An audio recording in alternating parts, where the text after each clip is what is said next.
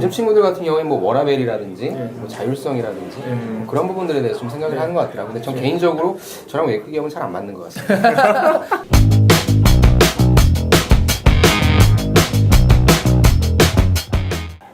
안녕하세요, 이시안입니다. 자코리아TV 3시의 문답. 여러분의 열화와 같은 성원은 아직 없었지만 아직도 안 나왔네요. 언제가 아니겠죠. 네.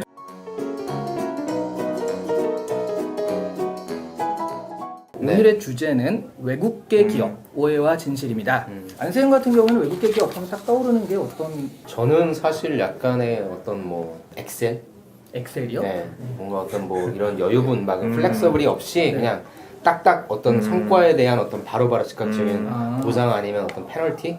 요즘 친구들 같은 경우에 뭐 워라밸이라든지 뭐 자율성이라든지 뭐 그런 부분들에 대해서 좀 생각을 하는 것 같더라고요. 근데 전 개인적으로 저랑 외국계 기업은 잘 안 맞는 것 같습니다. 저는 개인적으로 이제 애들 보면 항상 제가 물어보는 게 있거든요. 최근 트럼프 행정부의 정책 방향에 대해서 설명을 해봐라. 제가 이거 진짜 하거든요. 최근 영어로? 네, 한번 얘기해봐라. 권쌤도 영어로? 저는 한국어로.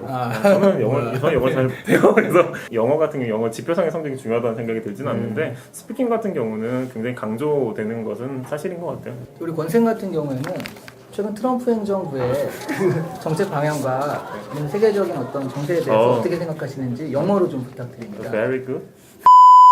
자, 일단 첫 번째, 외국계 기업의 워라밸은 정말 좋은가? 일과 삶의 균형을 이루고 있다라고 응답한 응답자의 근무 기업이요. 공기업이 59.5%, 외국계 기업도 58.6%가 괜찮았다. 이 정도면 진짜 워라밸이 정말 좋은 거 맞나요? 한국에 있는 그냥 일반적인 회사보다는 그래도 조금 낫지 않나라고 하는 심리적인 안정감을 갖고 있어서 그런지 몰라도 실질적인 어떤 행태보다도 본인이 느껴지는 심리적인 만족감 때문에 이런 답변들이 좀 나오는 것 같지는 않나. 외국계가 사실은 냉정하게 보면은 그냥 기업의 형태를 의미하는 거에 불과하거든요. 네. 한국화가 되면 우리가 보통 이제 5년 이상 한국에서 안정적으로 정착한 대기업 수준의 회사들은 절대 결코 대한민국의 그 기업들의 조직 문화의 만족도보다 더 높다고 저는 볼 수는 없다고 생각을 해요. 다만 뭐 내세울 수 있는 게 외국계 기업이 가지고 있는 그냥 워라밸이나 프리한 업무 처리 막 이런 거다 보니까 그거가 합쳐져서 좀 나온 결과지 않을까 싶기는 해요. 제가 최근에 만났던 친구가 독일 자동차 3사 중에 한 회사 코리아에서 인턴 근무를 했는데 거기 왜 안 들어가고 그럼 다른 기업 들어가려고 해 그랬더니 신입사원들은 정말 개고생을 하는데 위에 있는 분들은 너무 널널하다는 거예요. 그래서 나는 이 기업을 들어가고 싶은데 신입으로 들어가고 싶진 않다. 나중에 경력으로 들어가야겠다. 외국계 기업이라고 워라밸이 무조건 좋진 않다. 혹시 예전에 그 외국계 기업을 입사하려고 준비를 해보거나 생각해본 적은 없으세요? 저도 CBR이라고 하는 회사를 가고 싶었는데 제가 영어가 이제 제일 먼저 따지는 게 진짜 제가 영어 점수가 IH에 토익이 800대인데 사실 제가 영어를 못하거든요. 그래서 그 부분에 대한 장벽이 제일 먼저 고려가 돼서 나 외국계는 아직은 영어 공부를 좀 더 하고 영어 때문에. 가는 걸로 했는데 아직도 못 가고 있어요. 네. 이제 뭐 슬슬 영어 재미없잖아요. 관심 없지 않아요? 영어는 언제 재밌는 거죠? 우리 권쌤은 어떠세요? 저는 되게 많이 썼죠. 아예 HR로 박아서 뽑는 게 사실은 저 지금도 그렇지만 외국에 많다 보니까 이제 쓰는데 1차 면접 같은 경우는 이제 통과를 좀 해요. 되게 이제 가서 이제 리얼? really? 근데 문제가 이제 외국의 IT 회사들이 이제 케이스 면접을 진행을 해요. 제가 전혀 준비가 안 돼 있었던 거예요. 그래가지고는 사실 한 3군데가 좀 이렇게 줄줄줄 좀 잘 안 됐죠. 두 번째 다뤄볼 오해와 진실인데요. 네. 외국계 기업의 승진은 정말 빠르고 공정한가? 기업들의 승진 제도에 대한 설문을 했는데 공기업은 승진 연한 제도를 운영하는 경우가 45.6이고요. 대기업은 곡과 결과에 따른 차등 승진 제도. 외국계 기업 같은 경우에는 근속 연수직 직급에 상관없이요. 능력 우수자를 승진시키는 발탁 승진 제도 46.2%였다고 합니다. 이 외국계 기업 같은 경우에 진짜 잘하면은 그 부분에 대한 어떤 성과를 주는 확실한 것 같거든요. 예전에 제가 CJ에 있었을 때 이분은 스타일 자체가 딱 그냥 자유로운 필이에요. 야, 내가 일만 잘하면 됐지. 회사에 꼭 몇 시까지 나와야 되고 꼭 몇 시에 퇴근해야 되고 보면 인사해야 되고 같이 밥 먹고 내가 다 먹었으면 먼저 일어나면 되는 거 아니야? 그런 마인드를 가지신 분이라 결국에 그냥 버릇이 없는 거 아니에요?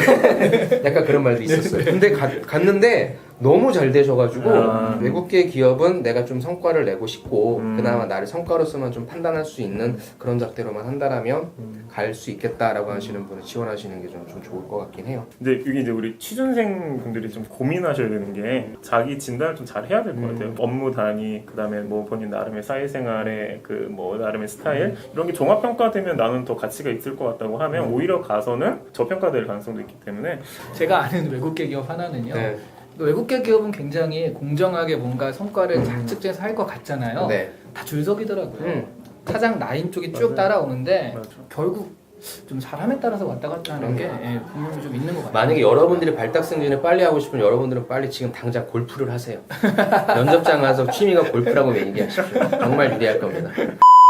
실제로 이 성과가 너무 좋아서 승진이나 이렇게 확한 그런 사례도 혹시 알고 있는 거 있어요? 그 한두 명씩은 있었는데 근데 진짜 말 그대로 한두 명 그러니까 기억이 떠도는 아 그분이야 그 대리 2년차에서 차장 1년차로 가시는 분 이런 분들이 그분들이 계신데 거의 그 외에는 없다고 보는 게 준비해서 되는 건 아니고 운도 상당히 그분들은 중요하죠. 운이죠. 네. 네네. 직장 생활은 운이 정말 중요한 것 같아요. 그거는 살다 보니까 근데 순리대로 사는 게 제일 좋습니다. 발탁 빨리 하면 뭐해? 빨리 집에 가야 돼. 회사 생활은 가늘고 길게 가는 게 최고예요, 정말. 지금 운이라는 한마디에 한탄하듯이 막 얘기가 나오고 있어요.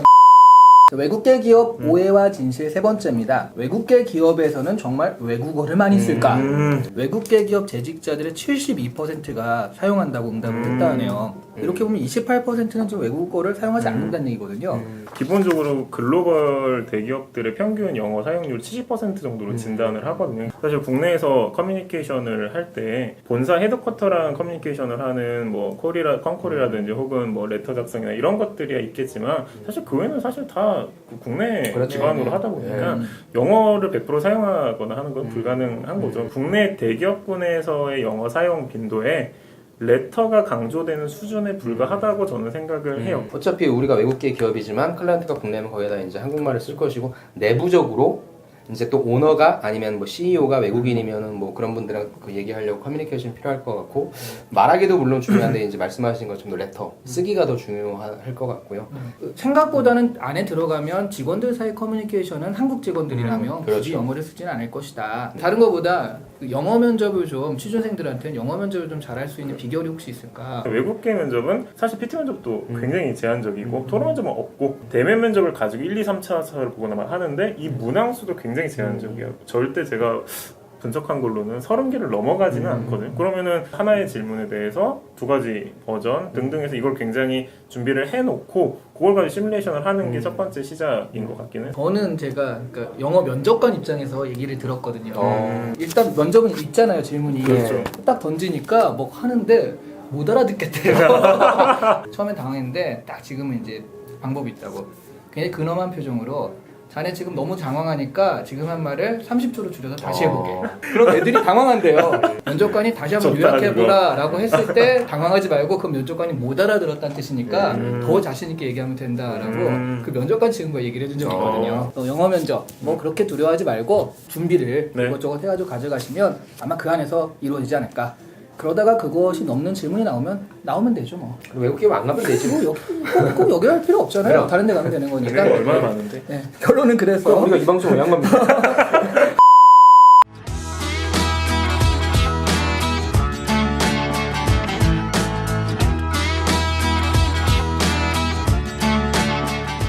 제가 진짜 하나만 진짜 말씀드리고 네네. 싶은 게 외국계랑 국내 기업을 구분하는 학생 치고 제가 봤을 때는 취업 잘하는 친구들이 거의 없어요. 가능하면 포트폴리오 산입하고 부족한 거 있으면 최대한 보완하고 준비할 거 해가지고 저는 외국계를 전형적으로 쓰고 외국계 뭐 나눠가지고 워라밸 뭐 이런 그건 좋은 거 같지는 않아요. 그렇죠. 우리 권쌤 말씀처럼 어떤 포트폴리오 중에 하나로 넣어야 되지 외국계 기업, 뭐 한국 기업 뭐 이런 거 상관없이 다 지원하시면 좋을 것 같습니다. 자, 오늘 잡코리아 TV 세시문답 8번째 에피소드였습니다. 오늘도 취준생 여러분들이 궁금해하시는 문제, 우리 데이터와 그리고 솔루션이라는 틀로 찾아뵈었습니다.